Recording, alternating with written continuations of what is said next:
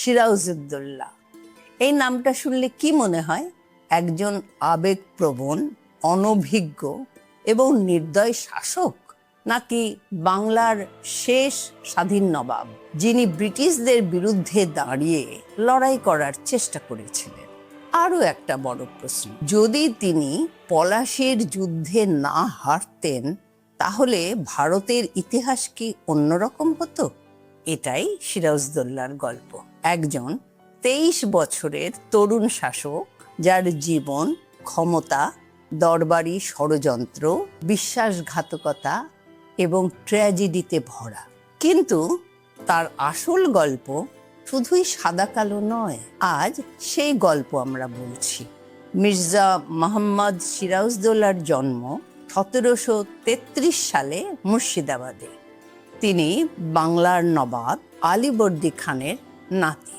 ছোটবেলা থেকেই দরবারের রাজনীতিতে বড় হয়েছে। আলীবর্দী খান তার উপর গভীর স্নেহ রাখতেন এবং তাকেই উত্তরাধিকারী হিসেবে বেছে নিয়েছিলেন। তিনি সিরাজকে যুদ্ধবিদ্যা ও শাসন কার্যে প্রশিক্ষণ দিয়েছিলেন।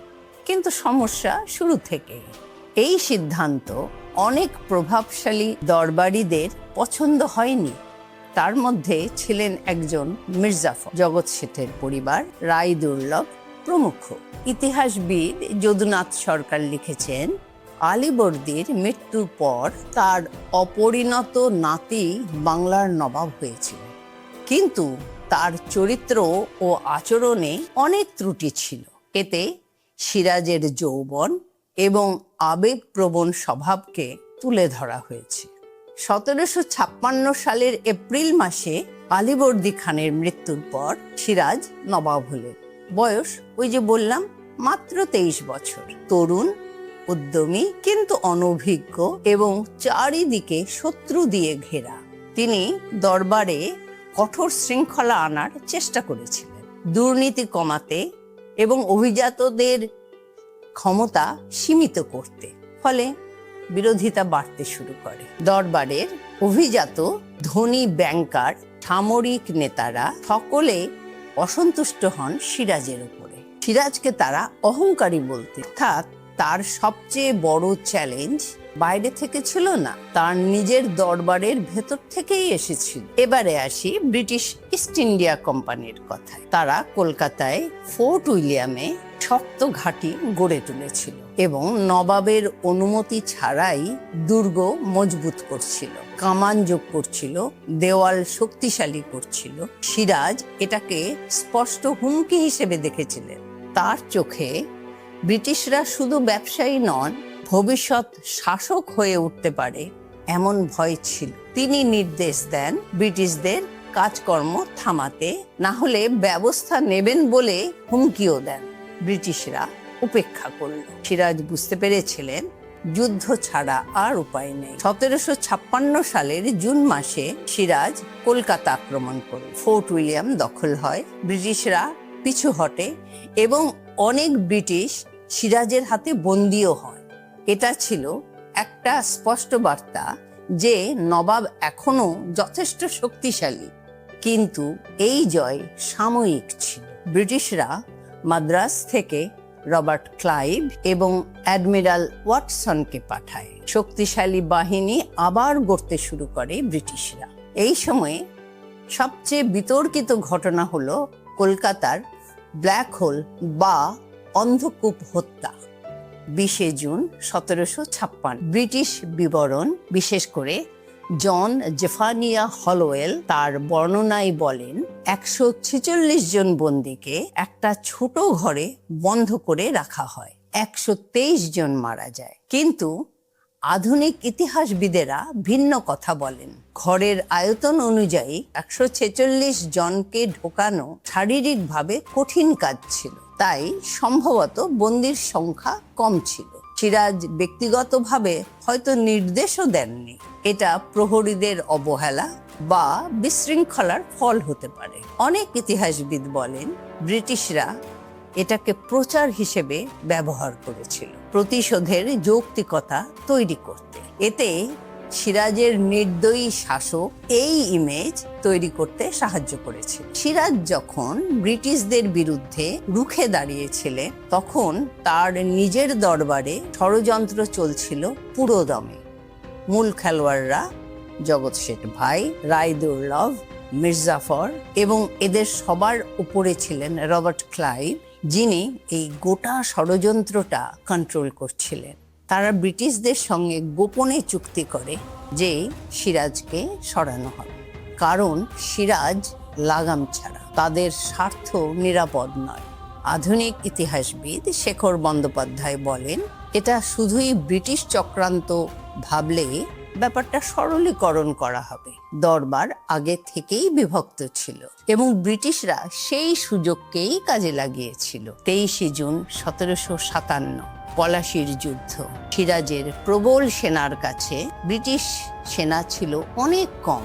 অঙ্কের সহজ হিসেব বলে সিরাজের জেতার কথা, কিন্তু আসল লড়াই ছিল আনুগত্যে। ভারী বৃষ্টি পড়ে এবং মির্জাফর ও অন্য সেনাপতিরা পুরোদমে লড়াই করেন না, তারা নিষ্ক্রিয় থেকে যান। সিরাজ একা হয়ে পড়েন এবং ফলাফল হয় তার পরাজয়। পলাশির পর সিরাজ পালানোর চেষ্টা করেন। তিনি মুর্শিদাবাদের দিকে যান, কিন্তু ধরা পড়েন। 2রা জুলাই 1757 মির্জাফরের প্রাসাদে তাকে হত্যা করা হয়। নির্দেশ দেন মির্জাফরের ছেলে মীর মিরান। জল্লাদ মোহাম্মদ আলী বেগ, তখন সিরাজের বয়স মাত্র 24, একজন তরুণ নবাব যার জীবন শেষ হয়ে যায় নিজের সেনাপতিদের বিশ্বাসঘাতকতায়। প্রথাগত ব্রিটিশ বিবরণে বলা হয় সিরাজ ছিলেন নির্দয়, অস্থির এবং অযোগ্য, কিন্তু আধুনিক ইতিহাসবিদেরা সূক্ষ্মতা যোগ করেন। সুশীল চৌধুরী বলেন, সিরাজের খল চরিত্র অনেকটাই অতিরঞ্জিত।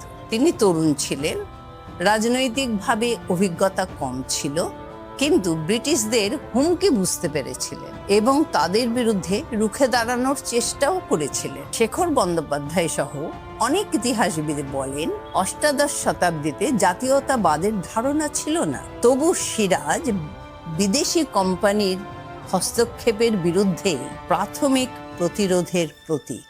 তিনি নিখুঁত ছিলেন না, তার ত্রুটি ছিল, কিন্তু বিশ্বাসঘাতকতাই তার পতনের মূল কারণ। তাই প্রশ্ন জাগে, যদি সিরাজ জিততেন, ব্রিটিশ বিস্তার কি থেমে যেত? ইতিহাসবিদেরা বলেন, হয়তো সাময়িকভাবে এটা সম্ভব হতো, কিন্তু তখন মুঘল সাম্রাজ্য পতনের পথে।